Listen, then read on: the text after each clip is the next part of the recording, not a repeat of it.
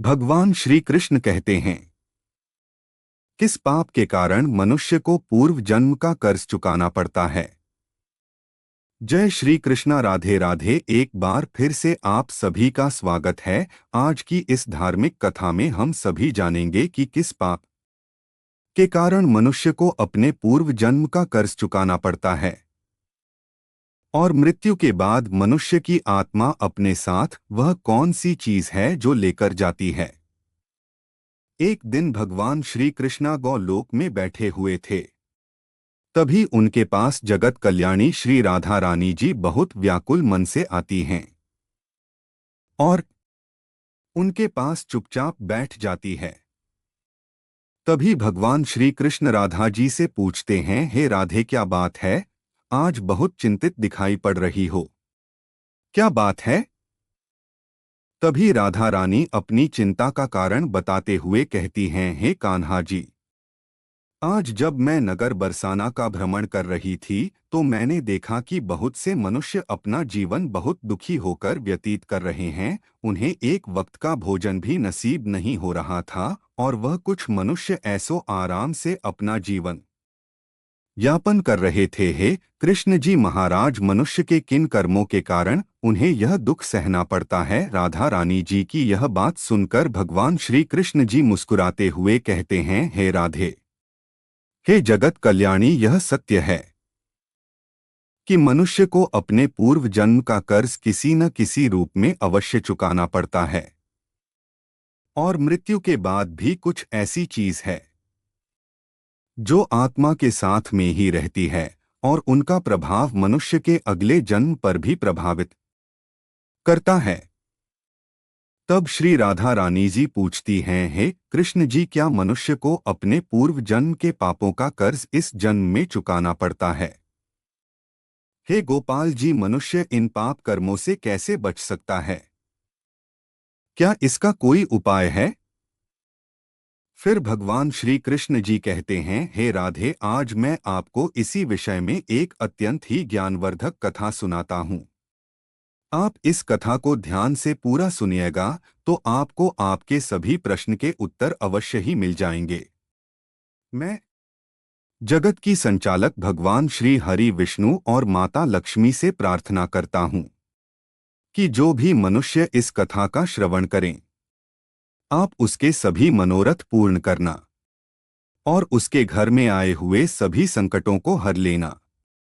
उसके घर में कभी भी धन संपत्ति की कमी मत करना। उसके घर से दरिद्रता का नाश कर देना। जो भी मनुष्य इस कथा को सच्चे मन से सुनता है, उसके घर में सदैव माता लक्ष्मी जी वास करती हैं और दरिद्रता का नाश होता है। चलिए कथा सुनते हैं। कथा सुनाते हुए भगवान श्री कृष्ण जी महाराज कहते हैं, हे राधे, प्राचीन समय की बात है। अंग देश में मुरारी नाम का एक निर्धन व्यक्ति अपनी पत्नी नीलिमा के साथ रहता था। वह अत्यंत बुद्धिमान और मेहनती था। जब वह निर्धन था तब उसे धन की अधिक लालसा नहीं थी। वह थोड़े से धन से अपना गुजारा कर लेता था। एक दिन उसकी पत्नी नीलिमा ने कहा है, स्वामी, अब इतने धन से हमारा गुजारा नहीं होगा। आपको और अधिक मेहनत करनी पड़ेगी जिससे हमें अधिक धन मिल सके।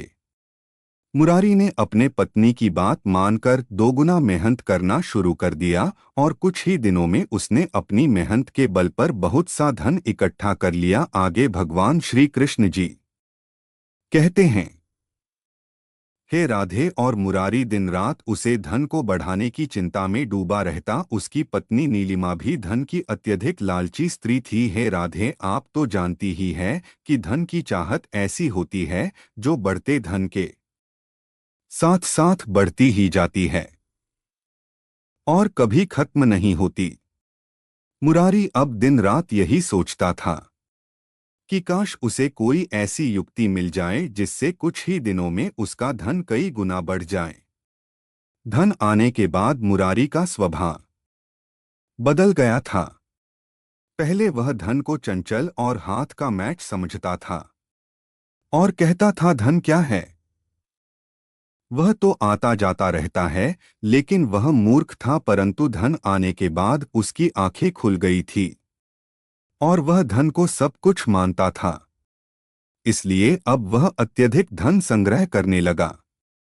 कुछ दिनों तक उसने बहुत दान पुण्य किए, साधु संतों की सेवा की और ईश्वर की बड़ी ही श्रद्धा से नित्य पूजा किया करता था।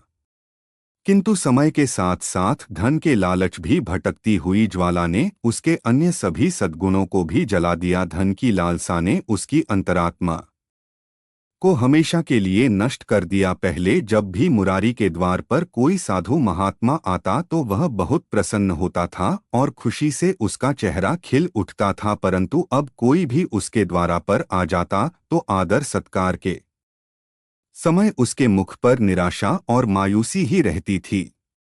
भगवान श्री कृष्ण कहते हैं, हे राधे, एक दिन इस नगर से होते हुए एक सन्यासी महात्मा तीर्थ यात्रा के लिए जा रहे थे, किंतु सूर्य अस्त हो जाने के कारण अंधेरा हो गया था। इस कारण उन्होंने आगे का सफर तय करना उचित नहीं समझा। उन्होंने सोचा आज की रात इसी नगर में बिता लेते हैं, अगले दिन आगे का रास्ता तय कर लूंगा। यह सोचकर वह ठहरने के लिए स्थान ढूंढने लगा। तभी वह मुरारी के घर के सामने आकर खड़े हो गए और आवाज लगाने लगे।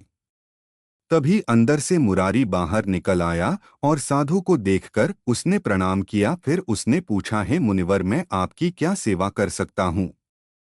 तब वह साधु ने कहा, है पुत्र, मैं एक सन्यासी हूँ और तीर्थ यात्रा पर जा रहा हूँ, किंतु अंधेरा हो जाने के कारण मैं आगे का रास्ता तय करने में असमर्थ हूँ। यदि आज की रात बिताने के लिए मुझे कुछ स्थान मिल जाए तो अच्छा होगा। मैं बड़ी आशा से आपके द्वार पर आया हूँ। उस साधु के मुख पर सूर्य के समान तेज था, शहद की तरह मधुरता थी, जिस कारण से मुरारी का हृदय भक्ति भाव से भर गया और वह बोला, जरूर महात्मा जी, आपकी सेवा करना तो मेरा परम धर्म है। तब वह साधु मुस्कुराते हुए कहते हैं, हे पुत्र, आज के समय में तुम्हारे जैसे भक्ति भाव वाले पुरुष बहुत ही कम मिलते हैं। इस संसार में धर्म का अभाव है, जैसे धर्म रूठ गया है। इस प्रकार से साधु के मुख से अपने प्रशंसा सुनकर मुरारी का हृदय खिल उठा। उसको ऐसा प्रतीत हुआ मानो उसे स्वर्ग में स्थान मिल गया हो। फिर उसने कहा, हे मुनि श्रेष्ठ, अगर हम आप जैसे संतों की सेवा नहीं करेंगे तो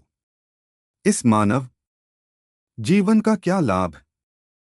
ऐसा कहते हुए मुरारी उन महात्मा को अपने घर के अंदर ले गया। जब उन्होंने घर में प्रवेश किया तब मुरारी ने उसके स्वागत सत्कार में कोई कमी नहीं छोड़ी। खाने के लिए स्वादिष्ट भोजन बनवाया और खुश होकर भोजन करवाया। महात्मा की बातों में कुछ ऐसी शक्तियां थी कि मुरारी के पुराने विचार चंद पलों में बदल गए। जैसे सूखी धरती पर एक दिन की बारिश से हरियाली छा जाती है, साधु मुरारी की सेवा सत्कार और भक्ति भाव से अत्यंत प्रसन्न हो जाते हैं। उसके बाद रात भर ज्ञान और भक्ति की चर्चाएं चलती रही। अंत में मुरारी ने पूछा कि हे मुनिवर, आप साधु कैसे बने? मुरारी का यह प्रश्न सुनकर महात्मा जी ने मुस्कुराते हुए उत्तर दिया, बेटा, बुढ़ापा आ गया है, अब क्या सारी उम्र घर गृहस्थी में ही फंसा रहूंगा? कुछ हरि भजन भी तो करना चाहिए। ईश्वर की कृपा से मैंने अपने जीवन में बहुत धन कमाया है। मेरे 2 पुत्र और एक कन्या भी हैं और सारी धन दौलत उन्हें बताकर तीर्थ यात्रा को जा रहा हूँ। सन्यासी महात्मा की यह बात सुनकर मुरारी ने बहुत उत्सुकता से महात्मा जी की तरफ देखा और पूछा, है मुनिवर, क्या आपने अपना सब कुछ बच्चों को दे दिया या अपने पास भी कुछ रखा है? तभी साधु ने उत्तर दिया, बेटा, मैं अपने रह के खर्च के लिए कुछ स्वर्ण मुद्राएं इस थैली में रख लिया है, क्योंकि यात्रा में कभी कभी धन की आवश्यकता भी पड़ जाती है। यह बात सुनकर मुरारी के मन में लालच उत्पन्न हो जाती है और वह साधु महात्मा की सोने का इंतजार करने लगा। कुछ देर बाद जब महात्मा जी सो गए, इधर साधु की यह बात मुरारी की पत्नी नीलिमा भी सुन रही थी। आगे की कथा सुनाते हुए भगवान श्री कृष्ण जी महाराज कहते हैं, हे राधे, रात्रि का पहला पहर बीत गया था। मुरारी बार बार महात्मा के स्वर्ण से भरे थैले को देख रहा था। और मन ही मन कुछ सोच रहा था। धीरे धीरे उसके अंदर लोभ की माया का संचार होने लगा, किंतु उसकी अंतरात्मा इस घृणित कार्य को करने से रोक रही थी। लेकिन उसकी दुरात्मा स्वर्ण मुद्राएं पाने की जीत पर पड़ गई। कुछ समय तक इस संघर्ष में ही उसके मन का बुरा हाल हो चुका था। तभी उसकी पत्नी नीलिमा उसके पास आकर बैठ जाती है और कहती है, हे स्वामी, आप किसी गहरी चिंता में डूबे हैं क्या? आप भी वही कुटिल मानसा से सोच रहे हैं जो मैं सोच रही हूँ। है स्वामी, इस महात्मा ने हमसे खूब सेवा सत्कार करवाया है और इसके बदले इसे कुछ तो हर जाना भरना ही पड़ेगा। पत्नी की यह बात सुनकर मुरारी कहता है, हे प्रिय, मेरे मन में बड़ी ही दुविधा हो रही है। हमारा कर्तव्य है कि अतिथि की सेवा करें, किंतु अगर हम उनके धन को चुराते हैं तो हमें महापाप लगेगा। हमें ऐसा नहीं करना चाहिए। तब उसकी पत्नी कहती है, हे स्वामी जी, आप कैसे फिजूल की बातें कर रहे हो? इस महात्मा की उम्र भी तो ढल चुकी है और क्या पता यह तीर्थ यात्रा पर जाए कि नहीं। कहीं रास्ते में ही इसकी मृत्यु हो गई तो यह स्वर्ण मुद्राएं किसी और के हाथ लग जाएगी। वैसे भी तो अब यह साधु अनाथ है और अपना अंतिम समय बिताने के लिए तीर्थ यात्रा पर जा रहा है। हे स्वामी, आप विलंब मत करो, इन स्वर्ण मुद्राओं को ले लो। मुझे लगता है ईश्वर भी यही चाहते हैं, इसी कारण से यह साधु हमारे यहाँ पधारे हैं और जो बात सबसे गुप्त रखनी चाहिए उसे ही आपको बताए हैं। मुरारी अपनी पत्नी की बातों में आ जाता है। आगे की कथा सुनाते हुए भगवान श्री कृष्ण महाराज कहते हैं, हे राधे, अंत में लोभ ने धर्म को हरा दिया। मुरारी ने स्वर्ण से भरे थैले को उठा लिया। थैला उठाते समय उसके हाथ पैर काम रहे थे। उसकी अंतर आत्माओं से बार बार इस कृत्य को करने से रोक रही थी, लेकिन लोभ के दृढ़ हाथों ने उसे दबा दिया। उसने उसे थैली से स्वर्ण मुद्राएं निकाल लिया और उसके बदले थैली में सामान्य लोहे के सिक्के भर दिए। अगले दिन सुबह साधु महात्मा स्नान करके आगे की यात्रा तय करने के लिए तैयार होने लगे। इधर मुरारी का हृदय अभी भी जोर जोर से धड़क रहा था। उसे डर था कि कहानी साधु को शक न हो जाए। यह सोचकर उसका चेहरा पीला पड़ता जा रहा था, लेकिन महात्मा को इस बात की कोई खबर ही नहीं थी। वह तो प्रसन्न होकर बातें कर रहे थी और रात की मेहमान नवाजी के लिए बार बार मुरारी और उसकी पत्नी को धन्यवाद दे रहे थे। फिर उन दोनों से आज्ञा लेकर साधु महाराज जाने लगे। तभी मुरारी ने कहा, हे मुनिवर, मेरे यहाँ कोई संतान नहीं है। कृपया भगवान श्री कृष्ण से प्रार्थना करें कि उनके जैसे ही हमारे यहाँ संतान हो जाए। वैसे तो हम पापी हैं, इसलिए हमारी प्रार्थना का कोई असर नहीं हो रहा है, किंतु आप तो महात्मा है, भगवान आपकी बात जरूर सुनेंगे। तभी मंद मुस्कान के साथ महात्मा ने उत्तर दिया, है पुत्र, सुनेंगे या नहीं यह तो वही जाने, लेकिन मैं तुम्हें आशीर्वाद देता हूँ कि ईश्वर तुम्हें संतान प्रदान करें। इतना कहकर वे महात्मा वहां से चले गए। भगवान श्री कृष्ण जी महाराज कहते हैं, हे राधे, साधु महात्मा के घर से जाते ही मानो मुरारी के सर से एक बड़ा बोझ हल्का गया था। उसे लगा जैसे महात्मा के जाने के साथ ही उसका हृदय पर एक पत्थर है हट गया है। किंतु वे दोनों पति पत्नी इस चोरी के फल से नहीं बच सकते थे। यह बात मुरारी का मन और मस्तिष्क भी अनुभव कर रहा था, परंतु वह इस चोरी के प्रकट होने से बहुत डरता था। चोरी का प्रकट होना प्रत्यक्ष था। हे राधे, हे जगत कल्याणी, मनुष्य अपने किए हुए को कर्म से कभी नहीं बच सकता। मनुष्य वर्तमान समय के सामने भविष्य की परवाह नहीं करता है। उधर वह साधु महात्मा अपने तीर्थ स्थल पर पहुंचे तो उनका हृदय अत्यंत प्रसन्न हो गया। साधु संतों को देखकर उनके मन में ऐसी प्रसन्नता हुई मानो उन्हें सभी देवताओं के साक्षात दर्शन हो गए हो। उनका मन ईश्वर भक्ति में लीन हो गया। फिर अगले दिन उन्होंने उसे मंदिर के मुख्य रसोइया को बुलाकर कहा, है पुत्र, मैं यहाँ दर्शन हेतु आने वाले सभी यात्रियों के लिए अन्नदान करना चाहता हूँ, यही एक मेरी इच्छा बाकी है। कृपया आप हमें बताएं कि सभी लोगों के भोजन तथा निवास और वस्त्र दान के लिए कितना खर्च हो सकता है। तभी उसे व्यक्ति ने हिसाब बताया। महाराज, अन्न, निवास और वस्त्रदान और अन्य सभी प्रकार के कार्यों के लिए कुल 300 स्वर्ण मुद्राएं लग सकती है। फिर उसे रसोइया ने पूछा, है मुनिवर, क्या आपके पास इतना ज्यादा और पर्याप्त धन है? साधु महात्मा ने उसकी बात सुनकर कहा, है पुत्र, तुम कल सभी कार्यक्रमों का आयोजन करो, मेरे पास इतना धन है। इतना कहकर साधु महात्मा गंगा जी में स्नान करने के लिए चले गए। अगले दिन उनके कहे अनुसार उस रसोइया ने पूरा प्रबंध किया। मंदिर परिसर में अन्नदान, वस्त्रदान, भोजन आदि कार्यों को संपन्न किया गया। सभी जरूरतमंदों ने जरूरत का सामान दिया और साधु महात्मा की खूब प्रशंसा की। अपनी प्रशंसा सुनकर महात्मा की खुशी का ठिकाना ना रहा। उनका हृदय आनंद से लोटपोट हो रहा था। किंतु हे राधे, वहीं दूसरी ओर उनका भाग्य रो रहा था। संध्या का समय हुआ। महात्मा जी ने अपने कमरे का दरवाजा बंद किया और पोटली को खोलकर देखा तो उसके अंदर सामान्य से लोहे के सिक्के निकले। यह देखकर महात्मा जी का हृदय कांप गया। उन्हें ऐसा प्रतीत हुआ मानो उनके पैरों तले से जमीन खिसक गई हो। वह कोई भयानक स्वप्न देख रहे हो। उन्हें अपनी आंखों पर यकीन ही नहीं हो रहा था। वह इस स्वप्न से जल्दी बाहर निकलना चाहते थे, लेकिन यह कोई स्वप्न नहीं था, यह तो सच्चाई थी। दोस्तों, महात्मा जी ने बार बार अपनी आंखों को मल कर देखा पर सिक्के वही थे।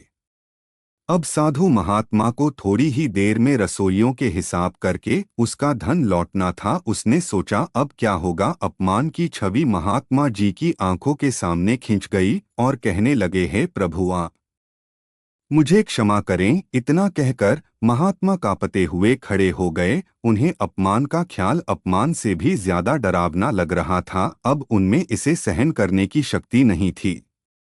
वह कुछ देर सोचते रहे। उसके बाद उन्होंने अचानक से दरवाजा बंद कर दिया और साथ ही उम्मीद के द्वार भी बंद हो गए। महात्मा ने चारपाई की राशियों को निकाला और उन्हें छत से लटका दिया और मौत दरवाजे पर खड़ी थी कि तभी महात्मा जी की अंतरात्मा में उपदेश दिया, है महामानव, यह तुम क्या कर रहे हो? आत्महत्या करना एक साधु को शोभा नहीं देता। यह बड़ा ही निंदनीय कर्म है। ऐसा मत करो। परंतु साधु महात्मा ने अपनी अंतरात्मा की एक भी बात नहीं सुनी और उसने आत्मग्लानि के कारण गला दबाकर आत्महत्या कर लिया। जब यह खबर रसोइयों को पता चली तो वह बहुत दुखी हुआ, किंतु उसने अपने कर्तव्यों का निर्वहन करते हुए साधु महात्मा का पूरे विधि विधान से अंतिम संस्कार कर दिया और फिर से भगवान का नाम लेकर अपने काम में लग गया। आगे की कथा सुनाते हुए भगवान श्री कृष्ण जी महाराज कहते हैं, हे राधे, वे महात्मा तो मृत्यु को प्राप्त हो गए, लेकिन उनका आशीर्वाद अभी तक जीवित था। इधर कुछ ही दिनों बाद उसे मुरारी की पत्नी ने गर्भधारण किया और 9 माह बाद उसने एक पुत्र को जन्म दिया। पुत्र पाने की खुशी में मुरारी ने सारे नगर में भोज कराया। उसे दिन मुरारी ऐसे प्रसन्न था मानो सारे संसार का धन उसे मिल गया हो। अब तो अंधेरे में प्रकाश छा गया था। ऐसा प्रतीत हो रहा था मानो उसके पैरों जमीन पर नहीं है। कुछ दिनों बाद उन्होंने अपने पुत्र का नामकरण किया और उसका नाम विराज रखा। जैसे जैसे विराज आयु में बढ़ता जा रहा था, वैसे ही मुरारी की कामनाएं पल्ला पसार रही थी। विराज बहुत ही सरल स्वभाव का था और वह भगवान का उपासक था। उसके तीव्र बुद्धि देखकर सभी को आश्चर्य होता था। लोग कहते थे कि यह बालक कल का नाम बढ़ाएगा। अपने पुत्र का बखान सुनकर मुरारी खुशी के मारे फुले नहीं समता था। धीरे धीरे समय बीत गया और विराज गुरुकुल में जाने की योग्य हो गया था। मुरारी ने उसे शिक्षा ग्रहण करने के लिए गुरुकुल में भेज दिया। धीरे धीरे उसके गुणों का विकास होने लगा। वह हमेशा परीक्षा में अपने सहपाठियों से आगे रहता था। अपने पुत्र के प्रदर्शन को देखकर मुरारी ईश्वर को धन्यवाद करता था, लेकिन कभी-कभी जब उसे महात्मा के साथ अपने दुर्व्यवहार की याद आती तो उसका हृदय गलनी से भर उठता था। उसकी अंतरात्मा पर एक अनजाना सा डर जाता था। उसे बार बार अपने ऊपर गुस्सा आता है। वह मन ही मन दुखी हो जाता और अपने आप को कोसते हुए कहता है, हे भगवान, मेरी बुद्धि कैसी खोटी थी, मैंने ऐसी मूर्खता क्यों की? मुझे ऐसा नहीं करना चाहिए था। लेकिन दोस्तों, बीता हुआ समय लौटकर नहीं आ सकता था। एक दिन मुरारी ने उसे स्वर्ण मुद्राओं को एक थैली में बांधकर रख दिया और यह निश्चय किया कि यह स्वर्ण मुद्राएं वह उसे महात्मा को वापस दे देगा। यह सोचकर मुरारी ने उसे साधु महात्मा की खोज शुरू कर दी। मुरारी की कई लोगों से साधु महात्मा की खोज के लिए भेजा, लेकिन वह उसे महात्मा तक नहीं पहुंच सके। समय बीतता गया। समय के साथ मुरारी भी उस घटना को भूल चुका था, परंतु वह स्वर्ण मुद्राएं अभी भी एक थैली में बंधी हुई रखी थी। आगे भगवान श्री कृष्ण जी महाराज कहते हैं, हे राधे, समय बीतता गया और विराज की आयु 18 वर्ष हो चुकी थी। वह गुरुकुल से अपनी शिक्षा पूर्ण करके घर लौट रहा था। तभी रास्ते में उसके ऊपर कुछ जंगली जानवर हमला कर देते हैं। वह उन जानवरों से किसी प्रकार से जान बचाकर अपने घर आता है, परंतु वह बहुत घायल हो चुका था। उसके शरीर से बहुत सा रक्त बाहर निकल चुका था। अपने पुत्र का यह हाल देखकर मुरारी को बहुत दुख हुआ। उसने राज्य के बड़े बड़े हकीम की उसके इलाज के लिए बुलाया, लेकिन उसे कुछ भी आराम नहीं हो रहा था। फिर एक दिन मुरारी अपनी पत्नी नीलिमा और बेटे विराज को अपने साथ लेकर साथ में स्वर्ण मुद्राओं से भरे थैले को लेकर तीर्थ यात्रा के लिए चल देता है। उसे भगवान पर भरोसा था कि अब वही उसके पुत्र को ठीक कर सकते हैं। कुछ दिनों बाद वह मंदिर जा पहुंचा और वहां पहुंचने के बाद वह सभी एक सराय में ठहरे। उसके बाद वह नित्य अपने पुत्र को मंदिर में ले जाकर दर्शन करने लगे। धीरे धीरे उसके स्वास्थ्य में सुधार होने लगा, लेकिन मुरारी को एक बात की चिंता होने लगी। जब उसे पता चला कि उसके बेटे विराज का व्यवहार साधु जैसा हो रहा है और उसके अंदर वैराग्य हो रहा है, इधर विराज दिन रात साधुओं के दर में समय बिताने लगा और जब भी वह किसी दिन दुखिया गरीब को देखा तो तुरंत ही उसकी मदद के लिए तत्पर हो जाता है। अपने पुत्र के व्यवहार में परिवर्तन होता देख मुरारी बहुत परेशान होने लगा, परंतु वह कुछ नहीं कर सकता था क्योंकि विराज मुरारी की इकलौता संतान था। इसलिए यह सब सोचकर उसका क्रोध शांत हो जाता था। एक दिन विराज मंदिर से अपने सारी की तरफ लौट रहा था, तभी रास्ते में उसे बूढ़ा आदमी रोता हुआ मिला। यह देखकर विराज उस बूढ़े आदमी के पास गया और आश्चर्य से पूछा, हे बुजुर्ग आदमी, आप क्यों रो रहे हो? तब वह पूरा वृतांत करने लगा। बेटा, क्या कहूँ कहते हुए मुझे लग रहा है, यदि तुम जानना ही चाहते हो तो सुनो। मैं गंगा जी में डूबकर अपना जीवन समाप्त करने जा रहा हूँ, क्योंकि मुझे व्यापार में घाटा हुआ है और मेरे सिर पर बहुत सा कर्ज है। व्यापार में भी नुकसान हुआ है और कर्ज भी बहुत है। बुजुर्ग व्यक्ति की यह बात सुनकर विराज ने कहा, हे बुजुर्ग आदमी, यह छोटी सी बात है। उस बूढ़े व्यक्ति ने आश्चर्य से विराज की ओर देखते हुए कहा, हे बालक, आप अपना कर्ज चुकाना है या नहीं तो मेरे पास आत्महत्या करने के अलावा और कोई रास्ता नहीं है। बुजुर्ग व्यक्ति की यह बात सुनकर विराज कुछ देर चुप रहा। फिर उसने कहा, हे बुजुर्ग आदमी, आपको कितने रुपए की आवश्यकता है? कृपया आप हमें बताएं। जब इंसान निराश हताश होता है तब उस हर कदम पर उम्मीद नजर आती है। उसे बूढ़े व्यक्ति ने हिसाब लगाकर जवाब दिया और कहा कि मेरे सिर पर लगभग 300 स्वर्ण मुद्राओं का कर्ज है। विराज फिर से कुछ देर के लिए चुप हो गया। थोड़ी देर बाद बोला, हे सज्जन आदमी, आप चिंता मत करो। आप इस भी गंगा के तट पर मेरी प्रतीक्षा करो। बस मैं अभी वापस आता हूँ। आपके लिए मैं कहीं से धन एकत्रित करके लाता हूँ। तब उसे बूढ़े आदमी ने कहा, ठीक है बालक, मैं इस गंगा जी के तट पर तुम्हारी प्रतीक्षा करूंगा। तुम धन लेकर जल्दी वापस आना। मित्रों, उसे समय विराज भागते हुए वापस सराय में आ पहुंचा। उसे समय उसके हृदय में हलचल सी मची हुई थी। उसका मन व्याकुल था। वह चाहता था कि जितनी जल्दी हो सके मैं उसे बूढ़े आदमी का संकट दूर करूं, नहीं तो वह आत्महत्या कर लेगा। वह अपने सराय के कमरे में पहुंचकर कमरे में इधर-उधर देखने लगा, परंतु उसे कुछ भी नहीं दिया। वह निराश होकर बैठ गया। तभी उसकी नजर उसे थैली पर पड़ी। उसने उसे थैली को उठाया और खोलकर देखा। उसका हृदय कमल की भांति खुशी से खिल उठा। यह वही स्वर्ण मुद्राएं थी जिसे मुरारी और उसकी पत्नी ने साधु महात्मा से चुराया था। आगे भगवान श्री कृष्ण जी महाराज कहते हैं, हे राधे, स्वर्ण मुद्राएं देखते ही विराज का हृदय प्रसन्नता से भर गया और उसने वह मुद्राएं उसे थैली में डाली और उस थैली से अन्य वस्तुएं भरकर उसी स्थान पर रख दिया और खुश होकर उसे बूढ़े आदमी के पास जा पहुंचा और उन्हें वह मुद्राएं सौंप दिया। भगवान श्री कृष्ण जी महाराज कहते हैं, हे राधे, आपका पहला प्रश्न के अनुसार हर व्यक्ति को पूर्व जन्म का कर्ज चुकाना ही पड़ता है। हे राधे, यह बूढ़ा आदमी कोई और नहीं है, यह वही रसोइया है जिसने उसे साधु महात्मा का अन्नदान और भंडारा का आयोजन किया था, किंतु उनके